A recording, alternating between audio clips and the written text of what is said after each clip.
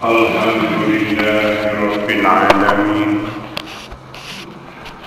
Wa bihi nasta'inu ala umuri dunya waddin.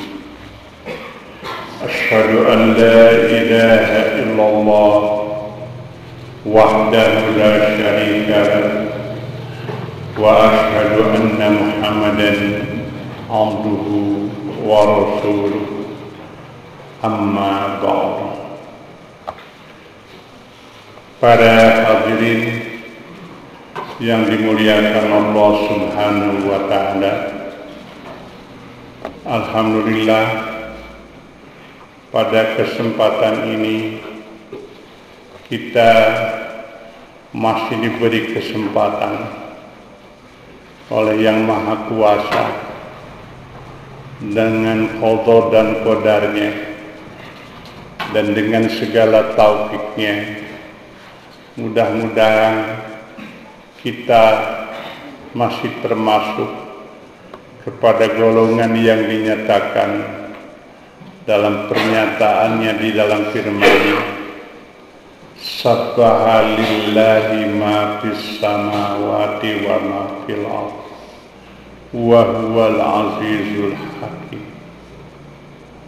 Seluruh makhluk yang ada di berbagai langit dan bumi bertasbih kepadanya, dan Dia itu maha gagah lagi maha bijaksana. Pada akhir ayat ada ungkapan Al-Azizu. Para ahli bahasa, para ahli tafsir menyatakan apabila kita menemukan kata-kata Al-Aziz di dalam Al-Quran, maka kita perlu menyikapi dengan seksama. Kita perlu kembali mencermati diri kita masing-masing.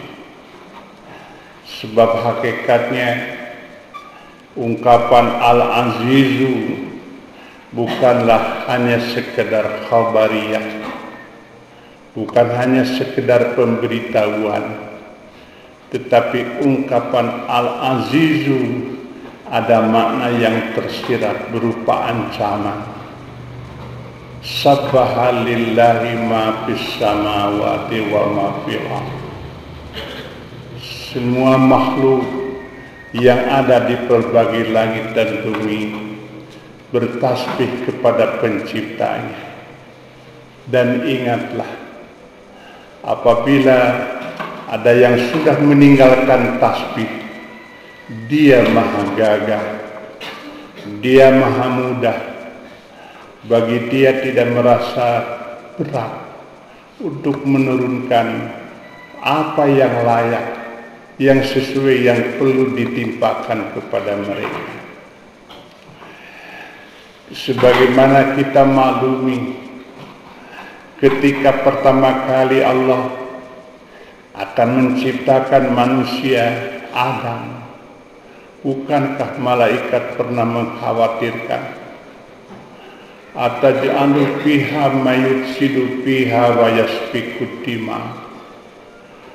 Ya Allah, apakah Engkau akan menciptakan makhluk yang akan membuat kerusakan dan senantiasa akan mengalirkan darah? Apakah tidak cukup bagi kami? Bukankah kami masih nusabbihu bihamdika wa nuqaddisu lak?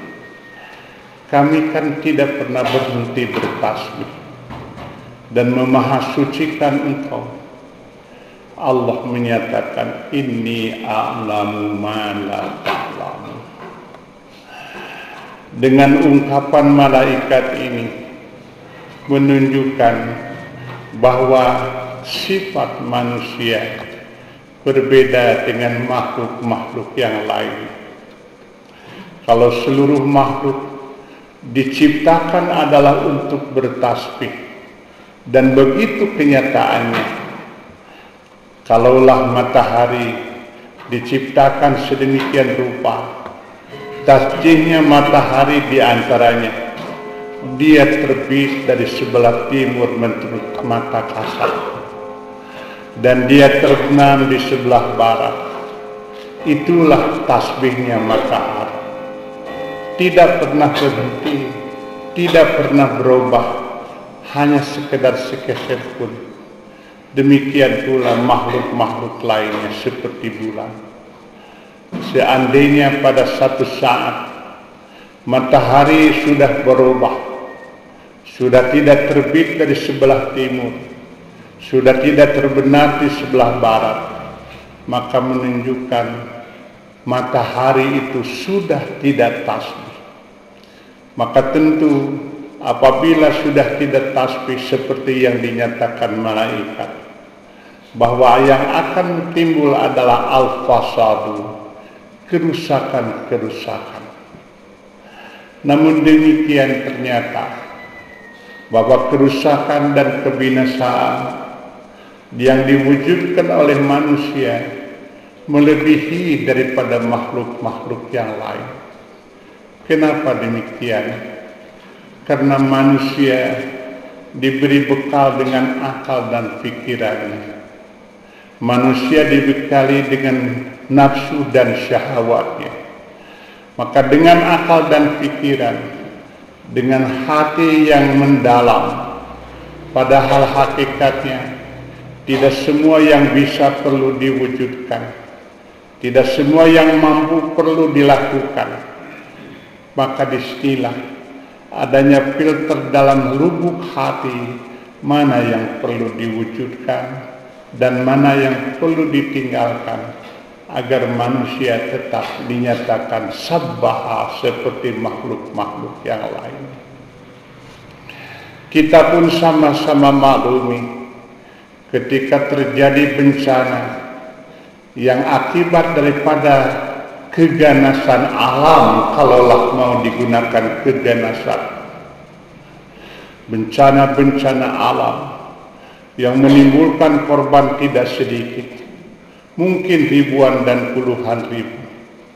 Tapi tidak pernah kita mendengar kecaman, tidak pernah kita mendengar sesuatu yang hakikatnya merupakan satu penyesalan, kok kenapa makhluk yang sedemikian rupa.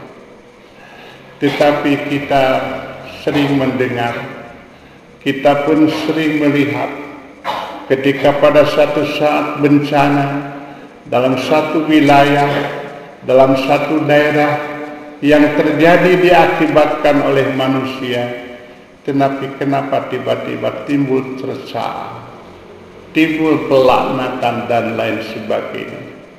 Ternyata bahwa akibat kerusakan yang ditimbulkan oleh manusia melebihi daripada yang ditimbulkan oleh makhluk-makhluk selain manusia.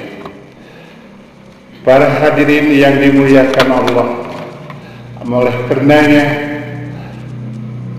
sifat dan perilaku tasbih inilah yang perlu kita pertahankan, mulai dari pribadi masing-masing. Insya Allah apabila tasbih ini kita pelihara dan kita jaga, kita bisa menjaga diri, menjaga keluarga, demikian pula menjaga suasana antara tetangga dan masyarakat yang lebih luas. Namun bila tasbih ini sudah mengecil, sudah kurang semangat tasbih, hilang semangat tasbih, dapat kita perhatikan apa yang terjadi. Sewaktu-waktu ada anak yang jadi korban ibu bapaknya, bahkan justru ada yang terjadi korban ibu dan bapak jadi korban anak-anaknya. Inilah satu kenyataan tasbih sudah hilang pada diri mereka. Oleh karenanya kenapa di dalam Al-Quran sering diungkapkan ungkapan yu'minuna billahi wal yaumil akhir.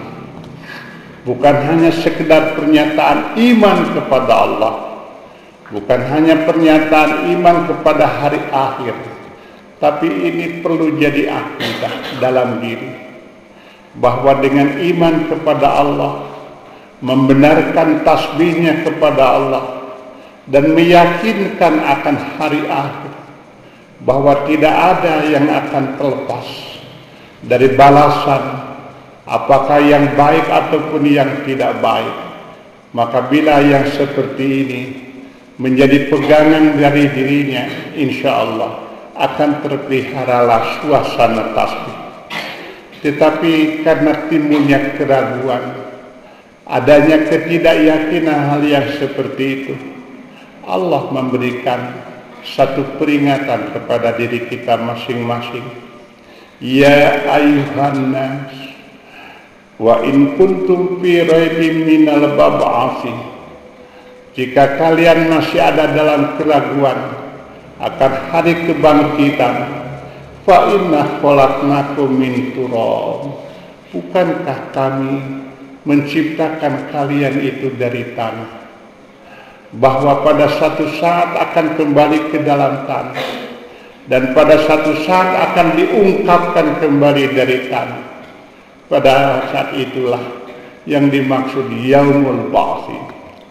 Bukankah ini pernyataan kita setiap kali kita mendengar yang mendapatkan musibah dan kita nyatakan dalam ungkapan takziah, inna lillahi wa inna ilaihi raji'un, sesungguhnya kami ini hakikatnya milik Allah, dan sesungguhnya kami hanya kepadanya akan kembali untuk mempertanggungjawabkan dari diri masing-masing apa yang pernah kita lakukan.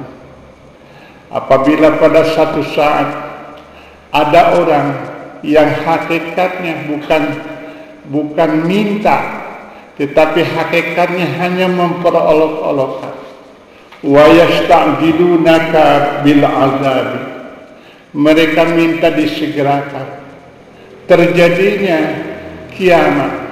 Mereka minta disegerakan kapan akan terjadi kiamat. Hakikatnya bukan permintaan yang hakiki, tetapi itu hanya sekedar memperolok-olokkan, yang hakikatnya mereka tidak meyakini, tidak percaya akan adanya hari akhir. Makanya Allah mengatakan, kenapa kalian meminta yang seperti itu? Allah tidak akan menyalahi janjinya. Semuanya itu ajalan musamman, sudah ditentukan waktunya. Yang disebut terjadi kiamat termasuk ajalan musamman, sudah ditentukan waktunya. Dan ini masalah gaib yang hakiki. Tidak ada satu makhluk pun, termasuk malaikat, yang akan diberitahu kapan terjadinya kiamat. Bukankah ketika Jibril dengan Rasul berbincang-bincang, Jibril bertanya kepada Rasulullah, mata sa'atu, kapan terjadinya kiamat? Waktu itulah ada jawaban, mal mas'ulu anha bi'alama minas sa'ili. Ketahuilah bahwa yang ditanya dengan yang bertanya sama-sama tidak tahu tentang hal itu. Hanya kita akan yakin. Kenapa? Baghtatan, datangnya dengan tiba-tiba. Ketika ada seseorang yang bertanya kepada Rasulullah, mata sa'atu, ya Rasulullah, kapan terjadinya kiamat itu? Rasulullah bukan menjawab kapan waktunya, tapi Rasulullah kembali bertanya, apa yang engkau sudah persiapkan untuk menghadapi kiamat itu? Kau menanyakan masalah kiamat, sudah punya apa kau persiapan menghadapi kiamat itu? Sahabat itu hanya menjawab, saya tidak mempunyai persiapan apapun juga. Hanya ada satu dalam diri saya, uhibbullaha wa rasulahu, saya hanya cinta Allah dan cinta Rasulullah. Waktu itulah Rasulullah menjawab, anta ma'an man ahbabta, engkau akan bersama-sama dengan orang yang zat yang kau cintai. Dalam arti, bila demikian hanya pertahankanlah yang seperti itulah tasbih. Para hadirin yang dimuliakan Allah, ketika ada seorang Nasrani, seorang ahli kitab yang sudah masuk Islam, dia menyatakan, membuat perbandingan bahwa hakikatnya apa yang akan terjadi itu seperti seorang perempuan yang sedang hamil. Sudah masuk bulan ke-9. Bulan ke-9-nya sudah masuk, tinggal menunggu kelahiran. Maka seperti itulah masa yang kita alami sekarang ini. Seperti seorang perempuan yang sudah hamil tua, hanya tinggal menunggu kapan terjadi kelahirannya. Demikian pula yang akan kita alami yang disebut yaumul kiamah, hanya tinggal menunggu waktunya sebentar. Makanya Allah mengingatkan bahwa apa yang dikatakan inna yauman indallahi ka'alfi sanatin mimma ta'udun. Satu hari di sisi Allah adalah sama dengan 1000 tahun yang kalian hitung-hitung. Artinya hal ini dapat kita rasakan apabila pada waktu-waktu tertentu, jangan terlalu jauh, pada masa-masa beberapa puluh tahun ke belakang, mengukur jarak itu bukan dengan waktu, tetapi dengan jauhnya dari satu tempat ke tempat yang lain. Sehingga kita mengenal ada istilah inilah pal tilu, iya teh pal genep, menunjukkan bahwa perhitungan waktu itu dengan jarak pal. Bila orang-orang Arab mengungkapkan satu marhalah, artinya jarak itu dihitung bukan dengan kilometer, tetapi dengan peristirahatan yang di kemudian hari dihitung, ternyata adalah itu tidak kurang daripada 50 km. Waktu saat itu satu malam sedemikian rupa, sehingga memerlukan waktu yang lama. Tapi pada satu saat dapat kita perhatikan, orang tua kita dahulu ketika naik haji memerlukan waktu berbulan-bulan di perjalanan. Tetapi sekarang hanya sekitar 9 jam sudah sampai. Inilah barangkali perbandingan waktu. Jangankan di sisi Allah, menurut perhitungan manusia pun ternyata bertambah dekat. Oleh karenanya wajar apabila Allah memberikan ibrah kepada mereka yang sedang tawaf. Kenapa yang tawaf ada yang mengatakan, saya melakukan tawaf hanya 1 jam, yang lain mengatakan 2 jam, bahkan ada yang mengatakan 3 jam. Apakah jumlah tawafnya itu yang berbeda? Tidak, tetapi tergantung bagaimana rotasinya, bagaimana perputarannya, tergantung dekat dan jauhnya kepada objek yang kita lakukan di tempat tawaf itu. Maka demikian pula waktu yang hakikatnya tidak lama. Kita buat perbandingan ketika kita sedang merenung, kemudian kita kembali memikirkan perjalanan ke belakang 50 tahun ke belakang, ternyata relatif tidak lama. Terungkap kembali perjalanan 50 tahun ke belakang itu. Seperti itulah barangkali perbandingannya 1 tahun di sisi 1 hari di sisi Allah, namun ternyata 1000 tahun menurut perhitungan kita. Makanya wajar apabila pada satu saat ada orang yang memperhitungkan jarak bukan dengan kilometer lagi, bukan dengan jam lagi, tetapi dengan perhitungan cahaya dari satu tempat ke tempat yang lain. Inilah barangkali apa yang diperhitungkan di sisi Allah Subhanahu wa Ta'ala. Para hadirin yang dimuliakan Allah, maka peristiwa gerhana yang kita alami hakikatnya merupakan satu isyarat daripada Allah. Ketika pada satu saat tidak mustahil bulan sudah tidak tasbih, matahari sudah tidak tasbih, Bukankah itu yang dimaksud dengan idzas sama'un syaqqat?